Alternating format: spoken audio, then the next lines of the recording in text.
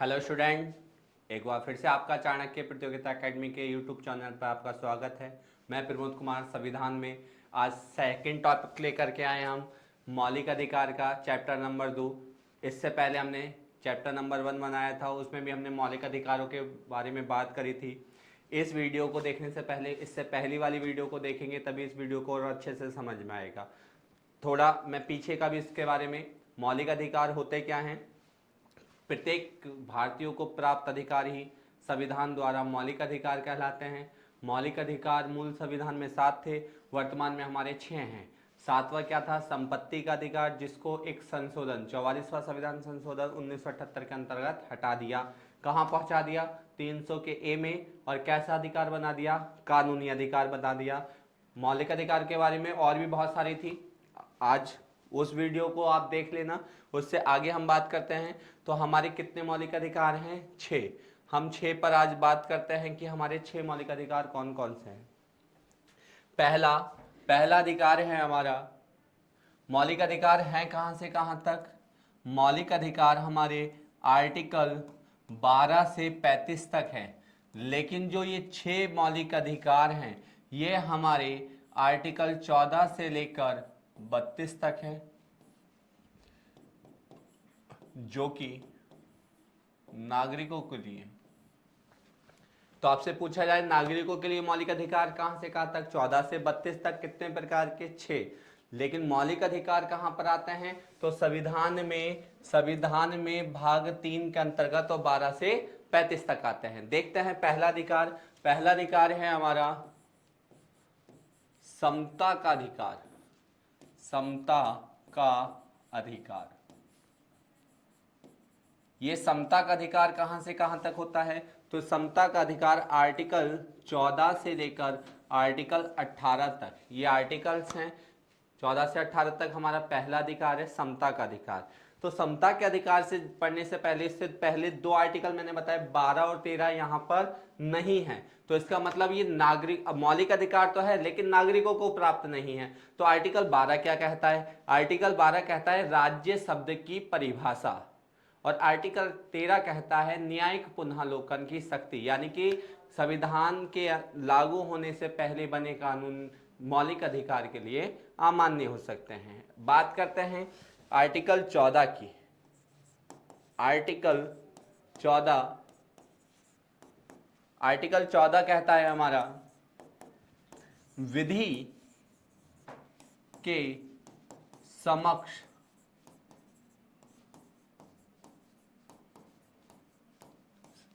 विधि के समक्ष समानता। विधि बोलते हैं कानून को, कानून सबके लिए समान है। भारत में चाहे अमीर हो चाहे गरीब हो, अगर अपराध बराबर का करा है तो सजा भी क्या मिलेगी? बराबर की मिलेगी। लेकिन 2 के लिए मान्य नहीं है। किस किस के लिए? राष्ट्रपति और राज्यपाल के लिए मान्य नहीं है, क्योंकि राष्ट्रपति देश का सर्वोच्च पद होता है और राज्यपाल राज्य का सर्वोच्च पद होता है। आर्टिकल हमारा आर्टिकल 15 आर्टिकल 15 आर्टिकल 15 कहता है सामाजिक सामाजिक समानता। आर्टिकल 15 सामाजिक समानता। ये सामाजिक समानता है क्या? कोई भी व्यक्ति किसी की जाति से, धर्म से, लिंग से, रंग रूप से भेदभाव नहीं करेगा। समाज में सबको बराबर रहने का अधिकार है। आर्टिकल हमारा आर्टिकल 16 आर्टिकल 16 कहता है सरकारी पदों के लिए, सरकारी पदों के लिए समानता का अधिकार। यानी कि अगर कोई भी सरकारी पद निकलते हैं तो उसमें सभी वर्ग के लोगों को समानता का अधिकार दिया जाएगा। इसी के आर्टिकल 19 के डी के अंतर्गत सरकारी नौकरियों के अंतर्गत रिजर्वेशन दिया जाता है। आर्टिकल 17 देखते हैं। आर्टिकल 17 हमारा आर्टिकल 17 कहता है अस्पृश्यता का अंत।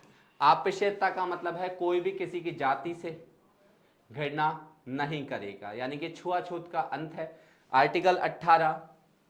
आर्टिकल 18 उपाधियों का अंत। उपाधि का अंत, यानी कि कोई भी किसी को उपाधि नहीं देगा। लेकिन मैंने आपको बताया था लास्ट वीडियो में जैसे कि देश के अंदर जितने भी नागरिक सर्वोच्च सम्मान आते हैं वो आर्टिकल 18 के अंतर्गत दिए जाते हैं। जैसे भारत रत्न, कई बार पूछा जाता है भारत रत्न किस आर्टिकल के अंतर्गत दिया जाता है, तो आर्टिकल 18 भारत रत्न, हमारा पद्म विभूषण, पद्म भूषण, पद्मश्री, ये जो भी नागरिक सम्मान होते हैं वो इस आर्टिकल के अंतर्गत दिए जाते हैं। तो हमने पहला अधिकार देखा कौन सा, समता का अधिकार, और 14 से 18 तक। हम अगले अधिकार के लिए जाते हैं, आप इसका स्क्रीनशॉट ले सकते हैं। अगला अधिकार हमारा है स्वतंत्रता का अधिकार। स्वतंत्रता का अधिकार, ये आर्टिकल 19 से लेकर आर्टिकल 22 तक, आर्टिकल 19 से लेकर 22 तक है। तो आर्टिकल 19 देखते हैं। आर्टिकल 19 के अंतर्गत हमारे 6 प्रकार की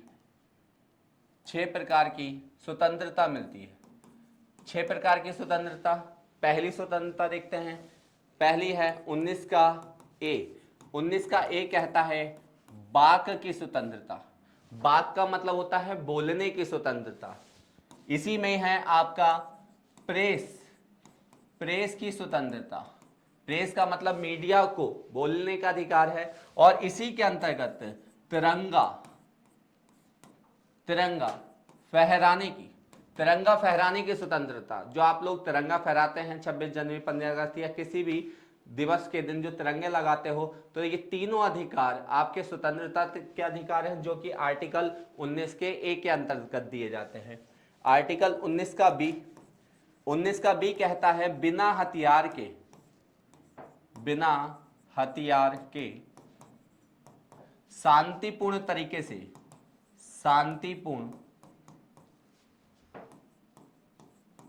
तरीके से सभा करने की स्वतंत्रता। यानी कि अगर किसी के मौलिक अधिकारों का हनन होता है तो वो कहीं पर भी आपका सभा कर सकता है, लेकिन वो सभा शांतिपूर्ण तरीके से होना चाहिए और बिना हथियार के होना चाहिए। जैसे कि आपका शाहीन बाग में महिलाएं, यहाँ का गाजीपुर बॉर्डर में हाँ कुछ लोगों को तलवार के तहत देखा गया, लेकिन वो सिख लोग होते हैं, सिखों के लिए कृपाण रखना वो उनका मौलिक अधिकार है, जो कि हम आगे देखेंगे कि किस आर्टिकल के तहत है। 19 का सी कहता है संघ बनाने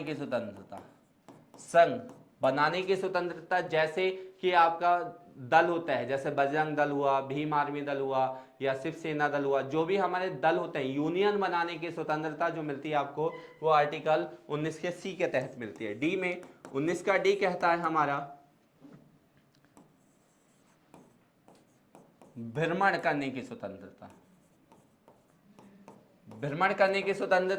भारत के किसी भी राज्य में घूमने आप जा सकते हैं। किस आर्टिकल के तहत जा सकते हैं? 19 के डी के तहत। एक होता है भारत में भ्रमण करना, एक होता है विदेश में भ्रमण करना। तो केवल ये भारत में भ्रमण करने के लिए आर्टिकल है। आर्टिकल 19 का ई कहता है हमारी आवास की स्वतंत्रता। आवास का मतलब है कि कहीं पर भी रहने की स्वतंत्रता। पहले इस पर एक अपवाद था कि आप जम्मू कश्मीर में जाकर के नहीं रह सकते, जमीन नहीं ले सकते थे, लेकिन जम्मू कश्मीर वाला विवाद याद रखना कि 5 अगस्त 2019 को जो आर्टिकल 370 के तहत कुछ समाप्त कर दिया गया था, उसी दौरान आप अब वर्तमान में वहां पे रह सकते हैं।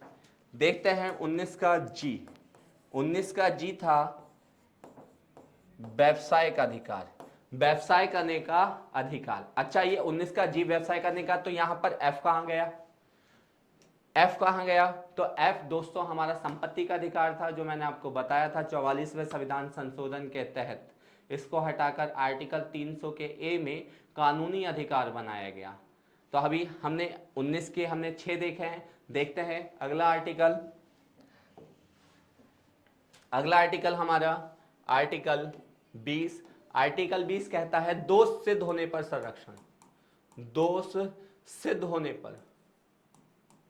संरक्षण।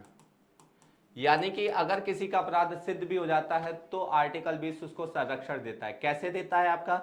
कि अगर आप कितना भी बड़ा अपराध कर ले उसकी सजा एक बार मिलेगी, आपने जो अपराध करा है उसकी सजा जो उस समय होगी आपको वही मिलेगी, और आपको जबरदस्ती कहीं पर भी कटघरे में गवाही देने के लिए बाध्य नहीं किया जा सकता, जो कि आर्टिकल 20 है। और आर्टिकल 20 और 21 को मैंने लास्ट वीडियो में बताया था कि इनको चाह करके भी राष्ट्रपति नहीं रोक सकता, और मौलिक अधिकार रोके जा सकते हैं जो कि आपका कोरोना या आपातकाल के दौरान रोका जा सकता है, यानी कि महामारी और आपातकाल में। तो आर्टिकल 21 क्या है? आर्टिकल 21 प्राण एवं दैहिक, प्राण एवं दैहिक स्वतंत्रता का अधिकार। ये प्राण दैहिक स्वतंत्रता यानी कि आपको लाइफ जीने का अधिकार जो देता है आर्टिकल 21 देता है। इसके अंतर्गत आप विदेश घूम सकते हैं, अपने मनपसंद से शादी कर सकते हैं, सरकारी सेवाओं का जितनी भी सरकारी सेवाएं उनका लाभ उठा सकते हैं, आपका जो भी निजी जीवन होता है, पर्सनल अपना जीवन होता है, वो आर्टिकल 21 के तहत होता है। इसी के अंतर्गत एक और आर्टिकल है 21 का ए। 21 का ए का मतलब है कि जब संविधान बना था तो ये आर्टिकल नहीं था, ए बी सी डी जो भी मैं आपको पढ़ा रहा हूं तो ये मूल संविधान में नहीं था, इसको बाद में किसी संशोधन के माध्यम से जोड़ा गया। अगर जैसे 21 की बात करें तो मैंने लास्ट वीडियो में बताया था कि ये 86वां संविधान संशोधन 2001 से 2002 के बीच में जो ये एक संशोधन हुआ था अटल बिहारी वाजपेयी टाइम पर, इसमें इसको एक अधिकार मिला। इसमें क्या था? 6 से 14 वर्ष तक के बच्चों को निःशुल्क एवं अनिवार्य, निःशुल्क एवं अनिवार्य शिक्षा का अधिकार। यहां पे बच्चों को जो 6 से 14 वर्ष तक के बच्चे हैं उनको निःशुल्क एवं अनिवार्य क्या मिलेगी? शिक्षा मिलेगी। अगला देखते हैं हम, अगला है हमारा आर्टिकल 22। इसके अंतर्गत हमारा गिरफ्तारी, गिरफ्तारी में संरक्षण।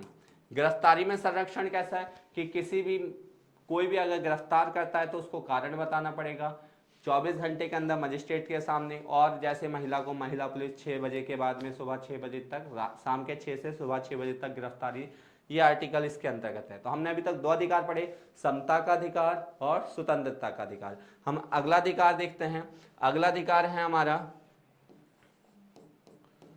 शोषण के विरुद्ध अधिकार। शोषण के विरुद्ध अधिकार जो कि आर्टिकल 23 और 24 के अंतर्गत होता है। शोषण यानी कि किसी से कोई भी काम करवाना, उसका एक तरीके से क्या होता है? शोषण होता है। तो आर्टिकल 23 कहता है बलात्, बेगारी, बाजारी के विरुद्ध शोषण का अधिकार। शोषण का अधिकार। बलात् क्या होता है? बलात् होता है किसी से जबरदस्ती काम कराना। बेगारी क्या होता है? अगर किसी से कोई काम करा है और उसका कोई मूल्यांकन करा है कि इसको आप इतने पैसे देंगे, तो काम करा के पैसे ना देना बेगारी कहलाता है। बाजारी बहुत इंपॉर्टेंट है। बाजारी वाला पहले टाइम में क्या होता था कि बंधुआ मजदूर बनाए जाते थे, यानी कि किसी पे ज्यादा बच्चे हैं, उसे पैसों की जरूरत है तो वो अपने बच्चों को बेचे आते थे, तो वो क्या कहलाती थी? बाजारी कहलाती थी। अगर इनमें से तीनों काम होता है तो वो एक प्रकार का शोषण है, जो कि आर्टिकल 23 के अंतर्गत इसकी जानकारी देता है। आर्टिकल 24 देखते हैं। आर्टिकल 24 कहता है नाबालिग, नाबालिग बच्चों के कारखाने में काम करने पर रोक, काम करने पर रोक। और नाबालिग बच्चा किसे कहते हैं? तो आर्टिकल 24 के अंतर्गत जो नाबालिग बच्चा कहा जाता है 14 वर्ष से कम, 14 वर्ष से कम को नाबालिग माना जाता है आर्टिकल 24 के अंदर। अगर 14 वर्ष से बच्चा कम है, वो कारखाने या फैक्ट्री वगैरह में कहीं काम करता है, तो उसका एक प्रकार का क्या होता है? शोषण होता है। तो ये दोनों आर्टिकल हमारे शोषण से संबंधित थे। देखते हैं हम अगले प्रकार का।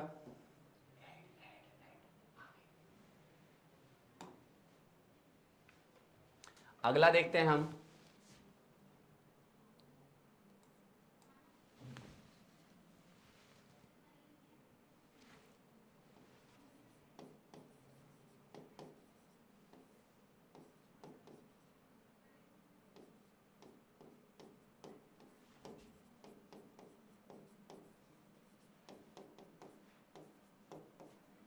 धार्मिक स्वतंत्रता का अधिकार जो कि आर्टिकल 25 से लेकर 28 तक है।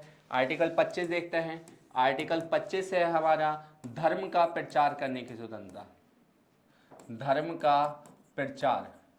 तो भारत जो है आपका धर्मनिरपेक्ष है। भारत में कौन सा धर्म है? धर्मनिरपेक्ष या पंथ निरपेक्ष है। तो हर व्यक्ति को, हर वर्ग के, हर जाति को अपने धर्म का प्रचार करने का अधिकार है। आर्टिकल 25 के तहत सिख लोग जो कृपाण रखते हैं वो आर्टिकल 25 के तहत रखते हैं। आर्टिकल 26 धार्मिक कार्यों का प्रबंध करने की स्वतंत्रता। धार्मिक कार्यों का प्रबंध का मतलब है कि आप कोई भी धार्मिक काम करना चाहते हैं तो उसका प्रबंधन कर सकते हैं। जैसे आपका एक तरीके से हवन होना, जागरण करवाना या ताजिया निकलवाना, जो कि इसके तहत होता है। आर्टिकल 27 धार्मिक कार्यों पर खर्च किए जाने वाली धनराशि कर मुक्त होगी। यानी कि धर्म के नाम पर जो पैसा खर्च होगा वो कर मुक्त यानी कि टैक्स फ्री होगा। आर्टिकल 28 देखते हैं। आर्टिकल 28 कहता है हमारा कि सार्वजनिक शिक्षण संस्थान, सार्वजनिक शिक्षण संस्थानों में धर्म की शिक्षा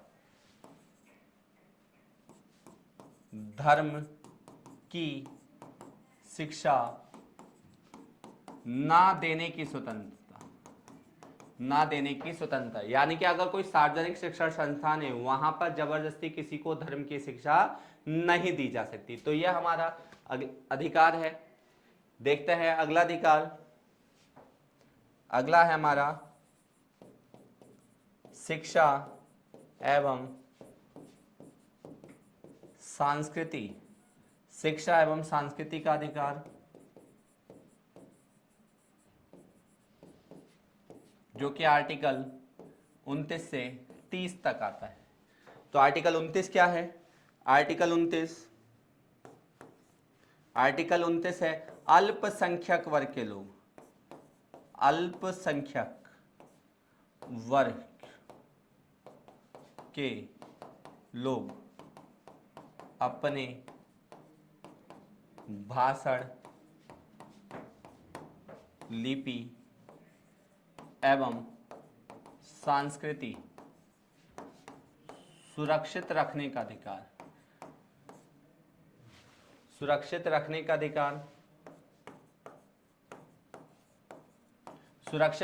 अधिकार। अल्पसंख्यक मैंने पिछली वीडियो में बताया था कि 6 धर्मों के लोगों को अल्पसंख्यक माना जाता है। सबसे ज़्यादा इस्लाम है और सबसे कम जो है पारसी हैं। तो अल्पसंख्यक वर्ग के लोग अपने भाषण, लिपि वगैरह सुरक्षित रख सकते हैं। इसी के अंतर्गत हिजाब, मैंने बताया था कि पिछली वीडियो में बताया था मैंने कि जो आपका बुर्खा होता है वो इसी आर्टिकल के अंतर्गत पहना जाता है। आर्टिकल 30 जो है वो भी यही कहता है कि अल्पसंख्यक वर्ग के लोग अपने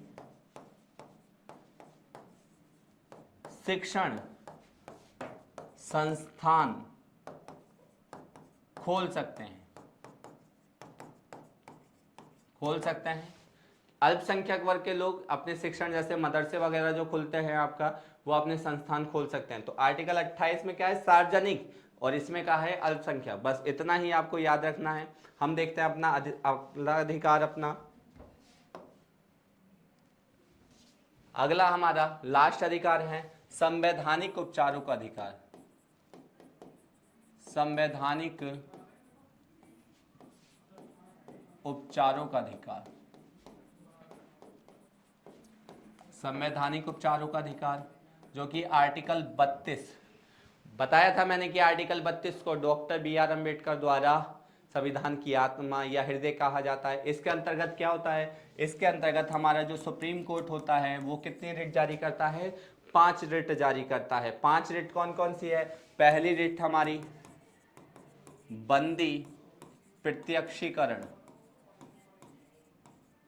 यानी कि जो अपराधी वगैरह होते हैं, कैदी होते हैं, उनकी पुनः जांच करवाना बंदी प्रत्यक्षीकरण कहलाता है। दूसरी रिट होती है हमारी परमादेश। परमादेश, जब सुप्रीम कोर्ट किसी को आज्ञा देता है वो हमारी रिट परमादेश कहलाती है। तीसरी कहलाती है प्रतिषेध, यानी कि किसी चीज को मना करना प्रतिषेध कहलाता है। चौथी हमारी उत्प्रेक्षण, पूर्णतः सूचित करना उत्प्रेक्षण कहलाता है। और लास्ट है हमारी अधिकार रक्षा। ये 5 रिट हैं। अगर किसी भी मौलिक अधिकारों का हनन होता है तो आप इस रिट के माध्यम से सुप्रीम कोर्ट जा सकते हैं। इसी प्रकार जैसे आर्टिकल 32 में सुप्रीम कोर्ट रिट जारी करता है, इसी प्रकार जो हमारा हाई कोर्ट होता है वो आर्टिकल 226 के अंतर्गत 6 रिट जारी करता है। 5 ये होती है, एक अलग होती है।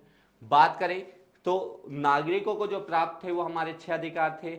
अगर बात इसकी करते हैं आर्टिकल 33, 34 और 35, ये जो 3 आर्टिकल हैं, तो जैसे आर्टिकल 12 और 13 नागरिकों से संबंधित नहीं है लेकिन मौलिक अधिकार हैं, इसी प्रकार ये तीनों आर्टिकल भी नागरिकों से संबंधित नहीं है। आर्टिकल 33 क्या कहता है? आर्टिकल 33 कहता है कि संसद सेना के मौलिक अधिकारों पर प्रतिबंधित यानी कि रोक सकती है। और आर्टिकल 34 है कि संसद कार्यों को पुनः निर्मित करे या बरकरार बनाए रखे। और आर्टिकल 35 ये इंपॉर्टेंट है, इसके अंतर्गत संसद मौलिक अधिकारों के लिए विशेष कानून बना सकती है।